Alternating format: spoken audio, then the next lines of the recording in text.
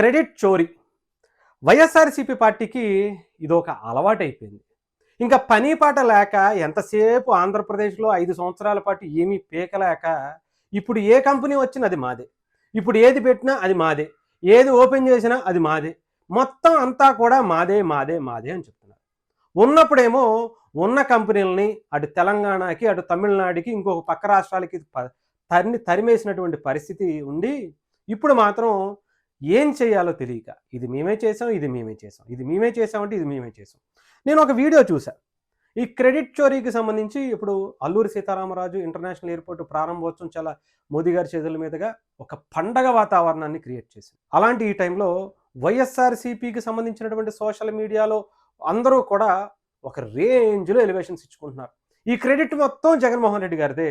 ఒక్కసారన్న 5 ఏళ్లలో ఈ భోగాపురం ఎయిర్పోర్ట్కి సంబంధించి ఒక్క పర్యటన చూపించండి అధికారికంగా. 5 ఏళ్లలో ఆయన ముఖ్యమంత్రిగా ఉన్నారు కాబట్టి ఈ 5 ఏళ్లలో ఇదిగో మేము ఈ అక్కడికి దానికి సంబంధించి మేము వెళ్ళి విజిట్ చేశాము, పనుల పురోగతిని చెక్ చేశాము అని ఒక మంత్రి కానీ ముఖ్యమంత్రి కానీ ఎవరైనా విజిట్ చేసి చూసింది ఉందే చూపించండి. ఒక్క మాట, ఒక్క వీడియో పెట్టండి బయటికి. ఇప్పుడు ఉన్నటువంటి వీడియోస్ అన్నీ పెట్టుకుని ఏదో ఎలివేషన్స్ ఇచ్చుకోవటం కాదు. మీరు అధికారంలో ఉన్నప్పుడు మీరు అక్కడికి వెళ్ళి చూసి చెక్ చేసి పెట్టింది ఒకటి ఉంటే చెప్పండి, అప్పుడు మీరు మాట్లాడదాం. ఇదిగో ఇంత పురోగతి వచ్చింది, ఇంత పని అయింది, దాన్ని చెప్పుకుంటే కదా తెలిసేది. ఉండి సత్తేగా ఆ వీడియోలు ఉండవు. ఇప్పుడు వచ్చి ఓ మాటలు, ఓ ఎలివేషన్స్. ఆ రోజేమో జగన్మోహన్ రెడ్డి గారికి సంబంధించినటువంటి వీడియోస్ ఈ భోగాపురం ఎయిర్పోర్ట్ గురించి ఆయన మాట్లాడినటువంటి ఎన్ని మాటలు ఉన్నాయో అన్నీ సోషల్ మీడియాలో ముఖం మీద పటాపటా కొట్టినట్టుగా కనిపిస్తుంటాయి కూడా. ఎర్ర బస్సు రాని చోటికి ఎయిర్ బస్సు అవసరమా అనేటువంటి మాటలు, ఈ ఎయిర్పోర్ట్ని ఎలాగైనా ఆపి తీరుతానని చెప్పి కోర్టులకు వెళ్తానని చెప్పడం, అక్కడ ఉన్నటువంటి ఈ ఎయిర్పోర్ట్కి ఏ రైతులైతే భూములు ఇచ్చారో వాళ్ళందరినీ రెచ్చగొట్టి మీటింగులు పెట్టి మనం కోర్టుకు వెళ్దాం, దీన్ని ఆపేద్దాం అనేటువంటి మాటలు, ఆ వీడియోలు ఇవన్నీ సోషల్ మీడియాలో కనిపించట్లేదా? ఇంకొకటి ఆశ్చర్యంగా కనిపించింది. 2019 జనవరి ఫిబ్రవరిలో అనుకుంటా ఇది శంకుస్థాపన జరిగింది చంద్రబాబు నాయుడు గారి చేతుల మీదుగా. దానికి సంబంధించి ఆ శిలాపలకం దగ్గరికి వెళ్ళి ఒక అతను ఎవరో వీడియో చేస్తున్నాడు. ఆ వీడియో సారాంశం ఏంటంటే, ఇదిగో ఇది జగన్మోహన్ రెడ్డి గారు పూర్తి చేశారు, అసలు చంద్రబాబు నాయుడు గారి శిలాపలకం ఇక్కడ ఉంది, దీన్ని వేసిన తర్వాత ఆయన అధికారం నుంచి దిగిపోయారు, ఆయన చేసింది ఏమీ లేదు అని చెప్పుకుంటూ వస్తున్నాడు.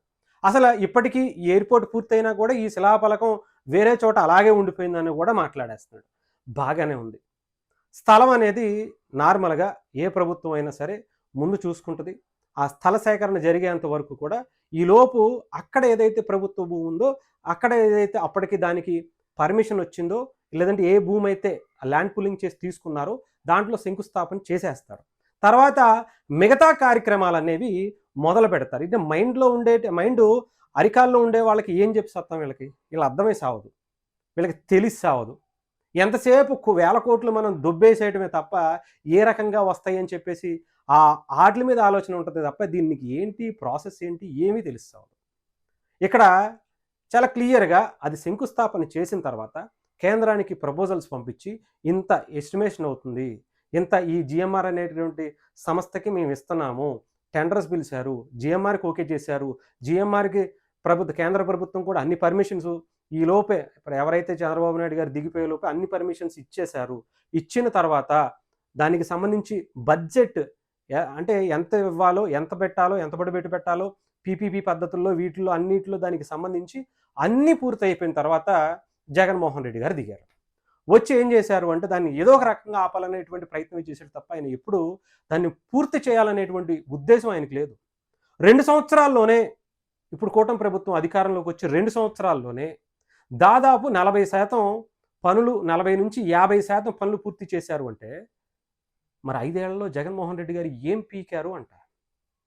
ఇక్కడ కేంద్ర ప్రభుత్వం చాలా క్లియర్గా అప్పటికి అన్ని పర్మిషన్స్ ఇవ్వటమే కాకుండా, బడ్జెట్ కేటాయించడమే కాకుండా, జిఎంఆర్ పనులు కూడా ప్రారంభించేసినప్పుడు ల్యాండ్ పుల్లింగ్కి సంబంధించి జగన్మోహన్ రెడ్డి గారు ఎన్ని అడ్డు పడుతున్నా సరే జిఎంఆర్ సంస్థ కావచ్చు, కేంద్ర ప్రభుత్వం కావచ్చు చిత్తశుద్ధిగా ఉంది కాబట్టి, కేంద్ర ప్రభుత్వాన్ని ఎదురించి ఆపలేరు కాబట్టి జిఎంఆర్ సంస్థ అనేటువంటిది ప్రపంచవ్యాప్తంగా అనేక గొప్ప కాంట్రాక్ట్ కంపెనీల్లో అది కూడా ఉన్నతమైంది కాబట్టి దాన్ని టచ్ చేయలేక జగన్మోహన్ రెడ్డి గారు ఇంక వదిలేద్దాం, మనం ఎందుకు విజిట్ చేయొద్దు, వదిలేసేద్దాం అని చెప్పి దాన్ని మరుగున పెట్టేటువంటి ప్రయత్నం చేసిన కేంద్ర ప్రభుత్వం జిఎంఆర్ సంస్థ చాలా బలంగా నిలబడి ఆ 40-50% పనులు 2024 వరకు చేసుకుంటూ వచ్చింది. ఎన్ని రకాల అడ్డంకులు సృష్టించినా, ఎన్ని కేసులు వేసినా, ఆ ప్రభుత్వం అప్పటి ప్రభుత్వం ఆపాలని పెట్టినా కూడా మళ్ళీ అదృష్టం ఏంటంటే చంద్రబాబు నాయుడు గారి ప్రభుత్వం, కూటమి ప్రభుత్వం మళ్ళీ రాగానే 2 సంవత్సరాల్లో ఏవైతే మిగతా పర్మిషన్స్ ఇంకా